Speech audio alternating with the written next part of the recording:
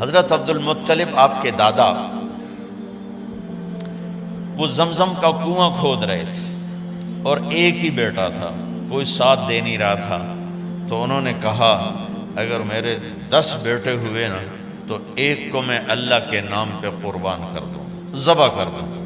اللہ نے 15 دے دیے، تو انہوں نے ایک جب سارے جوان ہو گئے سب کو اکٹھا کر لیا، کہا دیکھو بچوں میں نے یہ منت مانی تھی کہ اللہ نے مجھے 10 دیے تو میں ایک ذبح کروں گا، اب تم 15 ہو، میں ایک کو ذبح کرنا چاہتا ہوں، تیار ہو؟ کہا جی تیار۔ سبحان اللہ، آج کی اولاد تو باپ کو پانی پلا کے راضی نہیں، اور وہ زمانہ جاہلیت ہے اور کہہ رہے ہیں آپ ہاتھ رکھو، تیار۔ کنی میں ایسے نہیں کروں گا، میں قرعہ ڈالوں گا، پرچی ڈالوں گا۔ اور عبد المطلب کو سب سے زیادہ پیارے حضرت عبداللہ تھے، پرچی ڈالی تو عبداللہ کا نام نکل آیا، تو عبد المطلب کا دل بھی مٹھی میں آیا، لیکن سردار تھے، ڈٹ گئے، چھرا اٹھایا اور لے کر چلے صفا کی طرف ذبح کرنے۔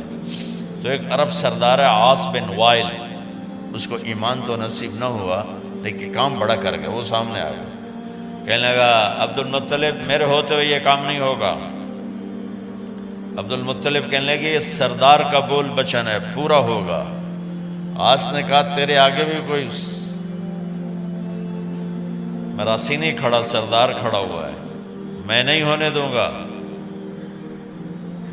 وہ تو جھگڑا ہو گیا، سارا مکہ بھی عاص بن وائل کے ساتھ ہو گیا، عبد المطلب اکیلے ہو گئے۔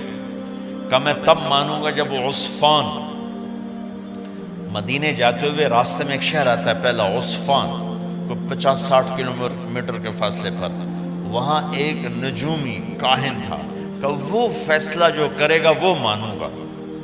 چلو سارا مکہ عصفان پہنچ گیا، نہیں عصفان نہیں، عصفان تو اس کی قطبہ نجران میں، حجر میں ایک کاہنہ تھی قطبہ، بہت 200-250-300 کلومیٹر کا، وہ جو فیصلہ کرے گی وہ مانوں گا۔ کہ چلو سارا مکہ 250-300-400 کلومیٹر اس زمانے میں اونٹوں پر طے کر کے حجر پہنچے۔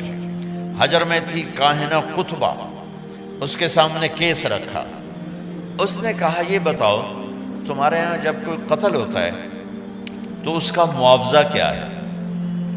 تو مکے والوں نے کہا 10 اونٹ۔ کہ ایسا کرو ایک پرچی پہ لکھو 10 اونٹ اور ایک پہ لکھو عبداللہ اور قرعہ ڈالو، اگر عبداللہ کا نام نکلے تو 10 اور بڑھا دو، پھر نام نکلے 10 اور بڑھا دو، جب تک عبداللہ کا نام نکلتا رہے 10 بڑھاتے جاؤ، جب اونٹوں کا نام نکلے تو جتنے لکھے ہوں اتنے ذبح کر کے عبداللہ کو چھوڑ دو۔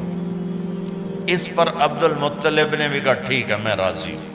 اب یہ سارا قافلہ واپس آیا، مکے پہنچ، بیت اللہ کے اندر سارے مرد عورتیں کٹھے اور قرعہ اندازی ہونے لگی۔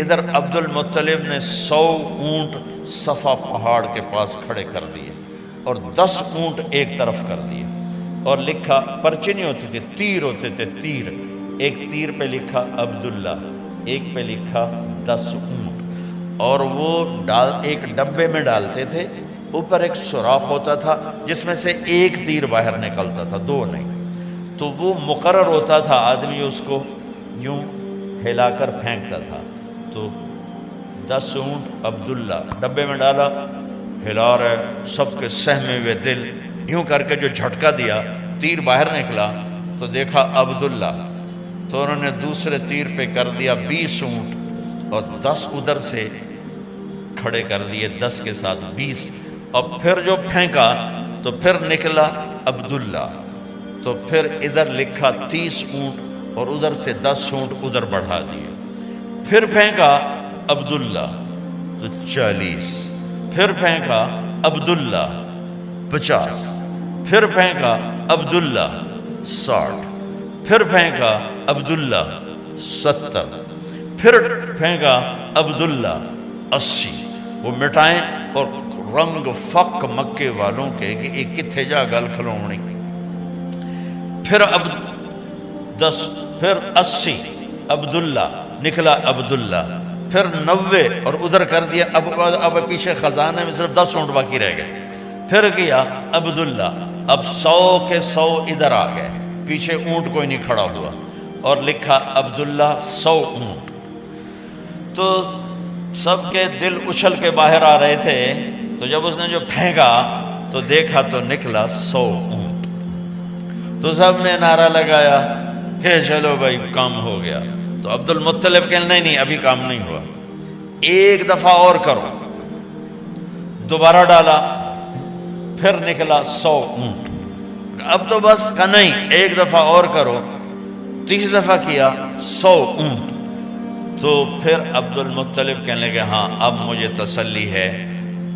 تو عبداللہ، حضرت عبداللہ کی اللہ نے چھری کے نیچے سے جان بچائی، اسماعیل کو چھری کے نیچے سے نکالا ایک دمبا دے کر، اور اپنے محبوب کے باپ کو چھری سے نکالا 100 اونٹ دے کر، 100 اونٹ۔